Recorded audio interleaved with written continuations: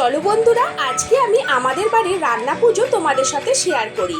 এখানে রান্নার কি কি পদ হয় সেইটা তোমাদের সাথে শেয়ার করলাম, কিন্তু রান্না করা জিনিসটা তোমাদেরকে দেখাতে পারলাম না, কারণ ওটা শাশুড়ি মায়ের বারণ ছিল।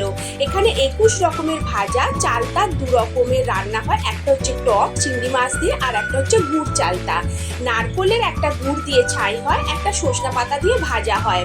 তারপরে খেসারির ডাল হয় সেদ্ধ করা। এরপরে সেদ্ধ বলতে সেটা আদা বাটা ধনে জিরে গুঁড়ো দিয়ে সেদ্ধ হয়। এরপরে আছে এখানে মাছের মধ্যে রুই কাতলা দুটোই চলে, আর ইলিশ মাছ। তারপরে তোমার এখানে কাঁচা তেঁতুলের দিয়ে টক হয় বলে কাঁচা তেঁতুল সেদ্ধ করে নেওয়া হয়। এইভাবেই আমাদের রান্না পুজো হয়। তোমাদের যদি ভালো লেগে থাকে ভিডিওটা লাইক করতে ভুলো না বন্ধুরা।